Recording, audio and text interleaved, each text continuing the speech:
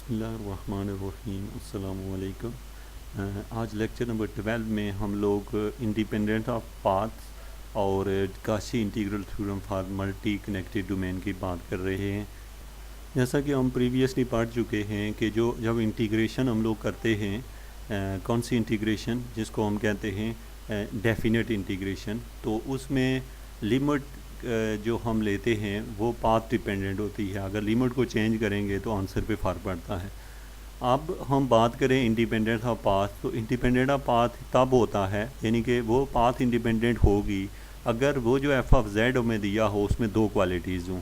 Number one कि F of जी जो है वो एनालिटिक हो, and number two simply connected domain हो। अगर ये दो क्वालिटीज़ हों तो फिर हमें पाथ के ऊपर डिपेंड नहीं करते। इसको यहाँ पे प्रूव किया गया है, ठीक है, ये सिंपल इसका प्रूव है। और इसमें सिर्फ ये है कि आप देखें ये हमारे पास है, सपोज़ C1 और C2 इनको ऐड करें, ज़ीरो के इक्वल आ रहा है। फिर हम ये कहते हैं कि ये इक्वल टू माइनस हो गया। यहाँ पे इस माइनस साइन को हम यहाँ से अगर हटाएं, कैसे हटाया जाएगा यहाँ से माइनस, कि ये जो C2 नहीं है इसकी जो लिमिट होगी, यानी अगर लिमिट A से B है तो इसको चेंज करके B to A कर देंगे। तो जब लिमिट को चेंज करेंगे हम लोग तो ये जो है C2 जो है इसका नाम हमने C2 स्टेरिक के बजाय हम अब इसे C2 ओनली C2 रख लेंगे। तो अभी जैसे हमने यहाँ पे इसको लिख दिया, तो ऐसे आप इसको फिगर से देखें तो यहाँ से हम Z1 से Z2 की तरफ जा रहे हैं, और फिर हम क्या कर रहे हैं, Z1 से Z2 की तरफ दो रास्तों से गए हैं। तो इधर आप देखें तो पहले हम Z1 से Z2 की तरफ और फिर Z2 से Z1 की तरफ आ रहे थे, तो इस केस में माइनस आता था, लेकिन अब हमने डायरेक्शन को चेंज कर दिया। जब डायरेक्शन को चेंज किया तो फिर हमें ये पता चला कि ये दोनों जो हैं ये अब एक दूसरे के इक्वल आ गए हैं, जो कि हमने यहाँ देख लिया। अब नेक्स्ट हमारे पास है कि principle of deformation of path क्या है। Principle of deformation of path is very simple, that is if we move from Z1 to Z2, अगर हम यहाँ से इधर जा रहे हैं और इसी तरीके से अगर हम Z1 से Z2 की तरफ जा रहे हैं तो ये दोनों C1 और C2 एक दूसरे के इक्वल हैं। सेम अगर हम इस पाथ से मूव करके गए हैं तो और भी बहुत सारे ऐसे पाथ हैं Z1 से, जैसे यहाँ से एक पाथ यहाँ से यहाँ है और दूसरा पाथ ये है, तो ये दोनों पाथ भी एक दूसरे के इक्वल हैं। इस तरह के खाली ये दो ही नहीं, और बहुत सारे पाथ हैं जो एक दूसरे के इक्वल हैं। इसको हम principal of deformation of path कहते हैं। नेक्स्ट है हमारे पास, हम बात करते हैं कि एग्जिस्टेंस ऑफ इनडेफिनेट इंटीग्रल की बात करें कि इनडेफिनेट इंटीग्रल जो है वो एग्जिस्ट करता है। ये बात आपने माइंड में रखनी है कि इससे पहले इस टॉपिक से पहले जितने भी टॉपिक हमने स्टडी किए हैं वो सारे के सारे डेफिनेट इंटीग्रल के बारे में थे। अब इनडेफिनेट के बारे में सबसे पहली बात कि थ्योरम 3 से हम हेल्प ले रहे हैं। थ्योरम 3 में ये लिखा गया है कि एफ ऑफ जी जिसकी हम इंटीग्रेशन कर रहे होते हैं वो अगर फंक्शन एक तो एनालिटिक हो और सिंपली कनेक्टेड हो, अगर ये दो क्वालिटीज़ उसके अंदर हों तो फिर हम जो upper limit minus lower limit वाला जो पुटिंग किया करते हैं, जो कि पहले हम थ्योरम 1 में पढ़ चुके हैं, वो एप्लीकेबल होता है। इसको यहाँ पे नीचे प्रूव किया गया है। जैसे कि इस प्रूव में आप देख रहे हैं कि F of G equal to Z0 to G F G स्टेरिक, और ये हमारे पास एक क्या है, एफ ऑफ जी स्टार, ये एक हमारे पास दिया हुआ एनालिटिक और सिंपली कनेक्टेड डोमेन में एफ ऑफ जी है।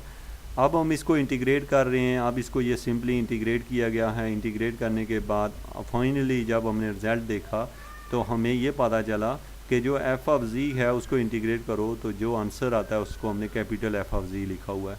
थ्योरम को देखें, थ्योरम में ये लिखा गया है कि then there exist an indefinite integral capital F of G, यानी कि indefinite integral F of G of F of G, यानी कि एफ ऑफ जी को जब इंटीग्रेट करोगे तो जवाब जो है आपका आ जाएगा कैपिटल एफ ऑफ जी। यही बात यहाँ लिखी गई है। मतलब ये कि इसका डेरिवेटिव लो तो ये बन जाएगा। तो ये रिलेशन बनती है, जो कि ये रिलेशन किस चीज़ की है, ये इनडेफिनेट इंटीग्रल की है। इनडेफिनेट मीन के अब हमारा पहला थ्योरम है ऐसा जिसमें हमने कॉम्प्लेक्स नंबर के बारे में ये पढ़ा कि ये वही कंडीशन जो कैलकुलस में हम जनरली देखा करते हैं कि जो रियल वैल्यूड फंक्शन होते हैं वो सेटिस्फाई कर रहे होते हैं इस लॉ को, तो कॉम्प्लेक्स के अंदर भी ये एप्लीकेबल है। लेकिन कंडीशन ये है कि एफ ऑफ जी जो है वो एनालिटिक एंड सिंपली कनेक्टेड होना चाहिए। तो आज हम यहाँ पे देख रहे हैं कि नेक्स्ट जो हमारा टॉपिक है वो है Kashi integral theorem for multiple connected domain. अब काशी इंटीग्रल थ्योरम आपने ऊपर पढ़ा है, लेकिन उसमें हमने पढ़ा था काशी इंटीग्रल थ्योरम था फॉर सिंपली कनेक्टेड डोमेन के लिए। आज हम स्टडी करने जा रहे हैं इस टॉपिक को कि काशी इंटीग्रल थ्योरम है फॉर मल्टीपल कनेक्टेड डोमेन के लिए। अब मल्टीपल कनेक्टेड डोमेन से क्या मुराद ले रहे हैं हम? मल्टीपल कनेक्टेड मीन यहाँ पे आप देखें दो हमारे पास क्लोज पाथ हैं, इसलिए ये टू हम इसको कनेक्टेड पाथ कहेंगे। इसी तरह तीन भी हो सकते हैं, यानी कि यहाँ पे टोटल कंप्लीट सर्कल दो बन रहे हैं, एक अंदर है और एक उसके बाहर है। तो अब ये मल्टी कनेक्टेड डोमेन में हम बात करते हैं, ये है, इसको हम कहते हैं डबली कनेक्टेड डोमेन। ठीक है, डबली आप समझते हैं क्योंकि इसमें डबल सर्कल हैं। अब यहाँ डबल कंप्लीट राउंड है।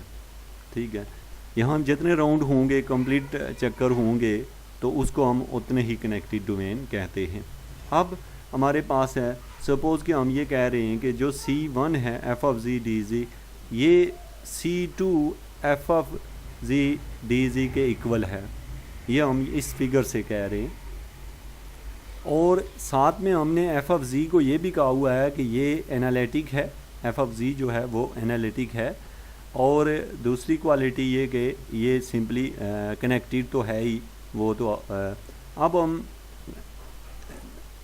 इन सर्कल को छोड़ के इसकी बात हो रही है, तो ये दोनों जो हैं ये एक दूसरे के इक्वल हैं। लेकिन इसमें जो चीज़ याद रखने की वो है कि इनकी डायरेक्शन सेम है, यानी C2 की जो डायरेक्शन है वही C1 की डायरेक्शन है, और ये दोनों एक दूसरे के इक्वल हैं। अब इस बात का हमें प्रूफ चाहिए, जो कि यहाँ पे इसको प्रूफ में किया गया है, और ये है।